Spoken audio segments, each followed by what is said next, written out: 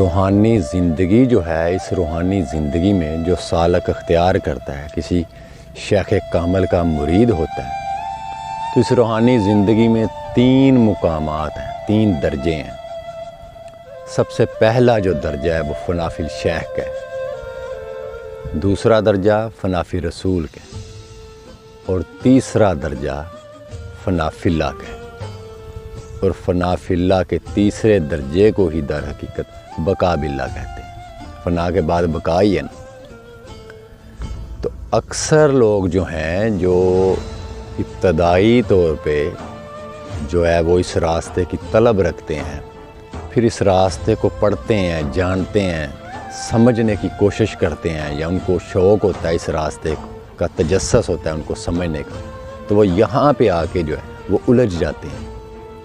کہ یہ ہم معاذ اللہ کہیں کفر تو نہیں کر رہے، شرک تو نہیں کر رہے، یہ شرک تو نہیں ہے کہ فنا فی الشیخ اور اس کے بعد وہ فنا فی الرسول اور فنا فی اللہ، یہ تینوں درجے جو ہیں یہ کس طرح ممکن ہے کہ انسان کے اندر یہ تینوں مراحل جو ہیں وہ انسان طے کرتا ہے، تینوں درجوں پہ پہنچتا ہے۔ تو در حقیقت وہ اس سارے معاملے کو اپنی عقل سے دیکھ رہے ہوتے ہیں وہ لوگ۔ یہ شرک نہیں ہے، یہ کفر نہیں ہے، کیونکہ آپ اس ذات میں جو ہے وہ مرید وہ ذات نہیں بن جاتا کہ وہ مرشد بن گیا ہے تو وہ جو ہے وہ شیخ کامل ہو گیا ہے، تو جو ہے وہ معاذ اللہ رسول اللہ صلی اللہ علیہ وآلہ وسلم بن گیا ہے، یا اللہ کی ذات بن گیا ہے۔ وہاں یہ سارے تینوں درجے جو ہیں وہ صفات کے ہیں، ذات کے نہیں ہیں۔ سب سے پہلے یہ نقطہ جان لیں کہ وہ فناہیت کے تینوں درجے جو ہیں وہ صفات کے ہیں، ذات کے نہیں۔ یعنی پہلا درجہ جو ہے اور سب سے مشکل ترین جو درجہ ہے، سب سے مشکل ترین جو منزل ہے اس راستے میں، وہ فنا فی الشیخ۔ اس کے لیے اس شیخ کا کامل ہونا ضروری ہے۔ میں عام جو ہے وہ پیشہ ور پیروں کی بات نہیں کر رہا، جو فقراء ہیں جنہوں نے اپنی اس ہستی کو اس کامل ہستی میں، اس کی صفات میں جو ہے وہ اپنے آپ کو منتقل کیا، اس میں فنا کیا۔ تو پہلا درجہ جو ہے مشکل ترین جو ہے وہ فنا فی الشیخ کا ہے۔ پھر اس کے بعد جو اگلا درجہ ہے وہ فنا فی الرسول کا ہے، اور پھر تیسرا درجہ جو ہے وہ بقا باللہ کا ہے۔ دیکھیں غلاب جو ہے وہ اپنی 3 صفات رکھتا ہے۔ سب سے پہلی اس کی صفت جو ہے وہ غلاب کی ہے، اور غلاب ہی سے پھر آگے جو ہے وہ غلاب سے عرق جو ہے وہ کشید کیا جاتا ہے، وہ اس کا دوسرا درجہ ہے۔ پھر اسی غلاب میں سے گلقند جو ہے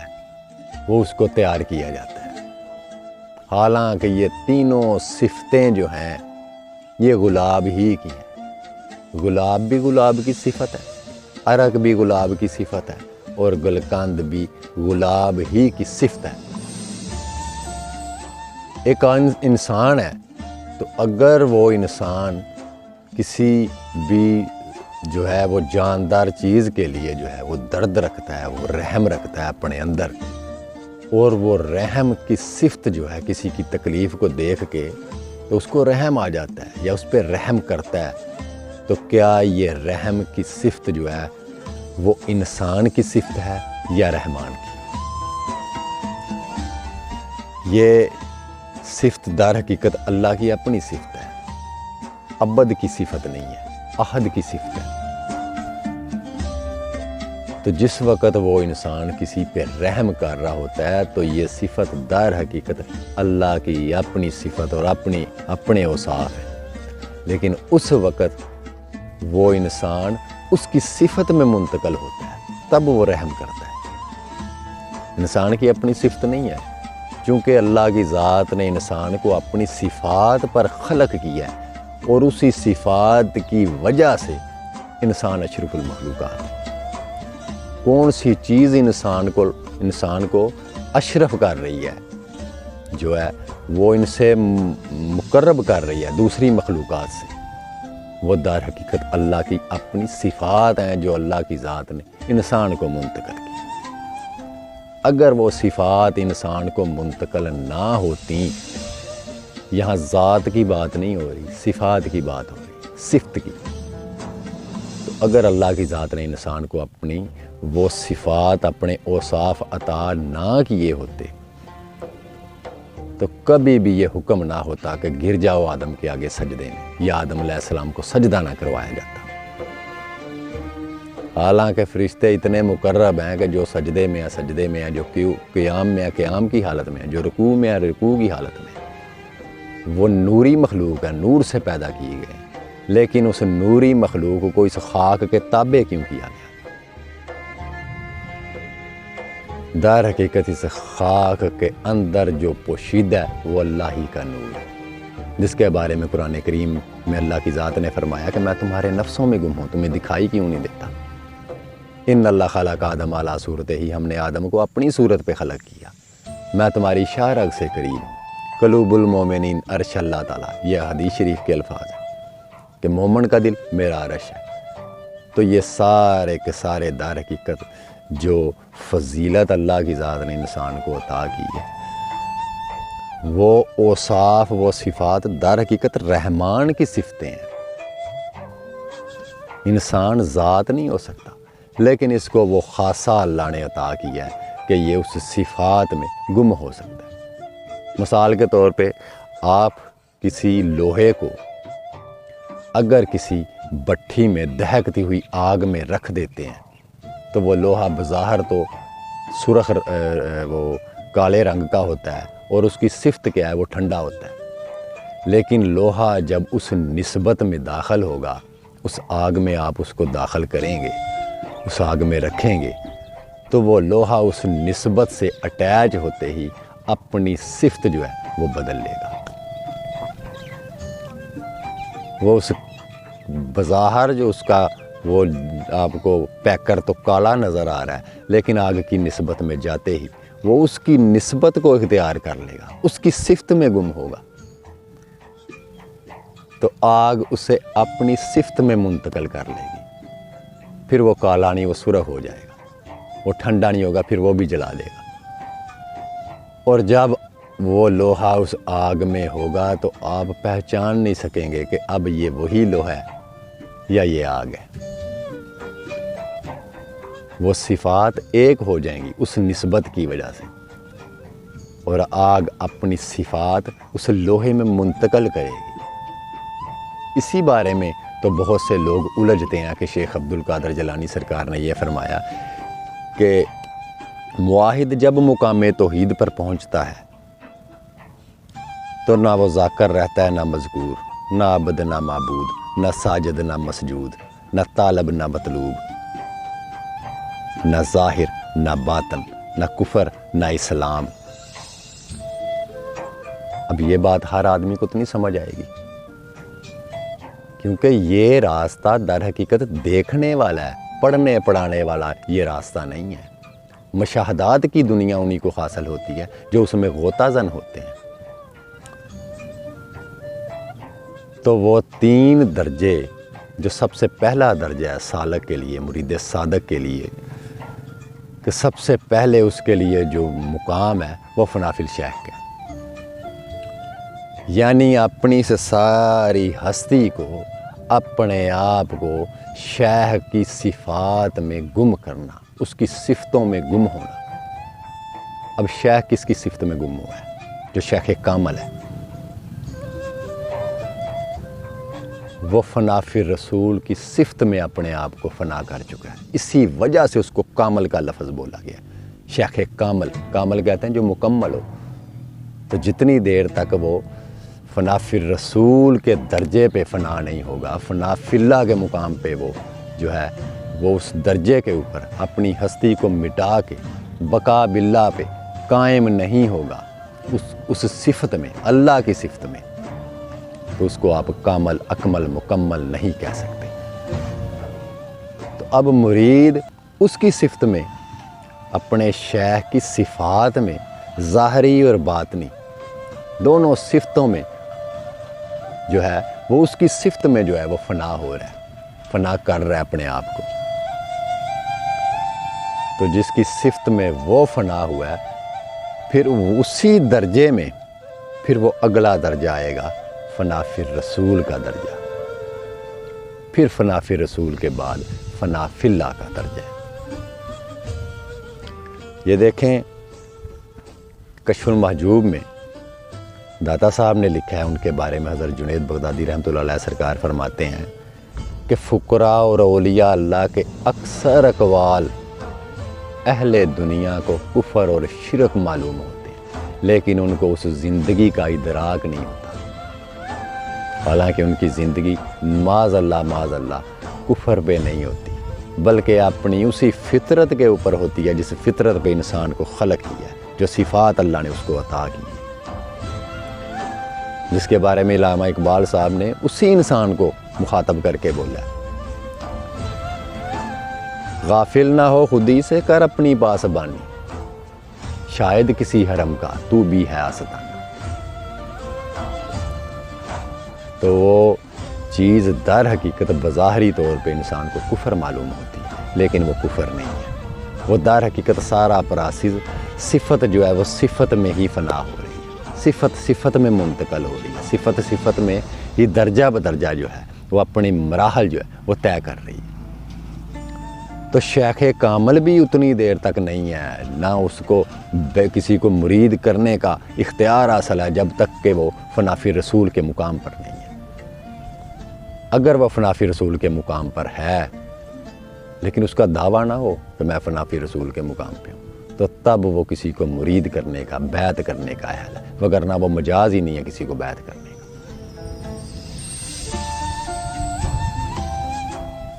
تو یہ وہ پراسیز ہے جس کے بارے میں آج آپ کے سامنے یہ ٹاپک لے کے آیا ہوں کہ فنا فی الشیخ کیا ہے، فنا فی رسول کیا ہے اور فنا فی اللہ کیا ہے۔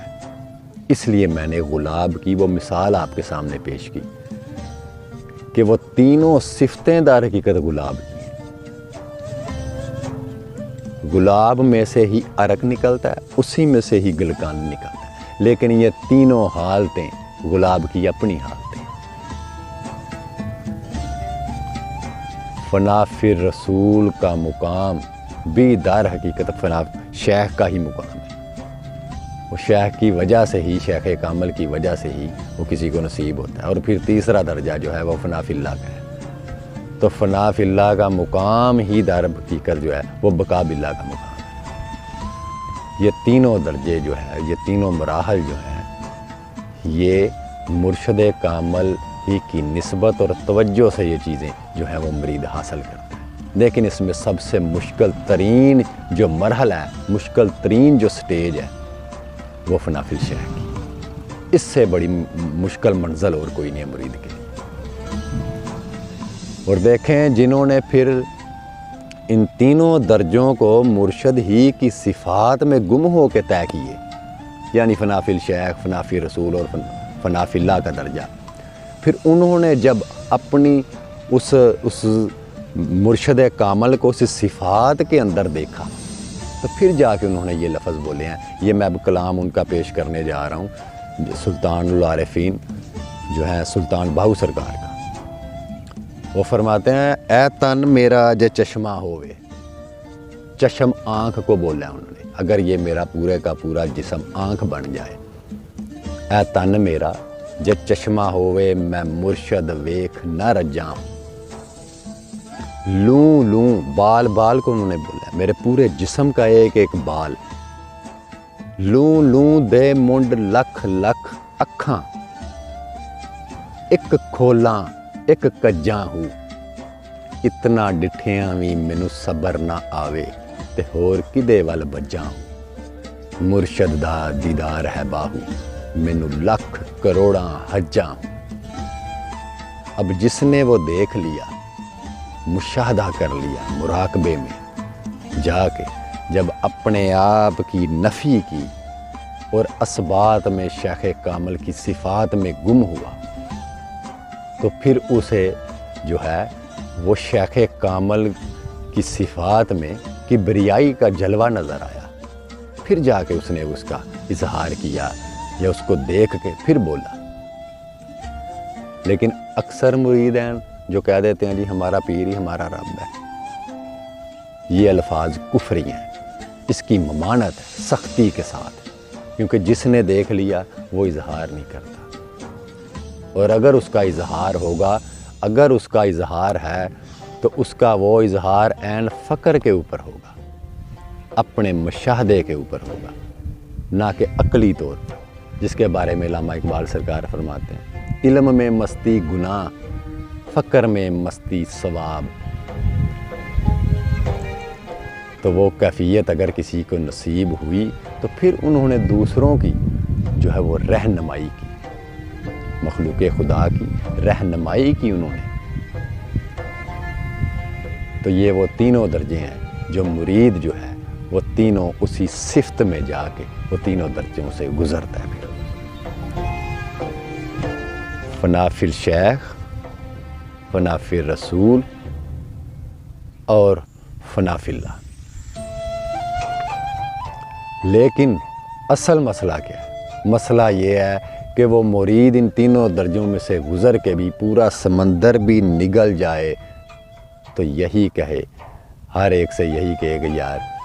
میں تو پیاسا ہوں، میرے لیے دعا کرنا۔ وہ سمندر نہ بن جائے، سمندر کے اندر رہ کے وہ قطرہ کام سمندر ہی جتنا کرے مگر سمجھے اپنے آپ کو قطرہ ہی، سمندر نہ بن کے بیٹھ جائے۔ یہ وہ تینوں درجے ہیں، فنا فی الشیخ، فنا فی رسول اور فنا فی اللہ، یعنی بقا باللہ کا درجہ،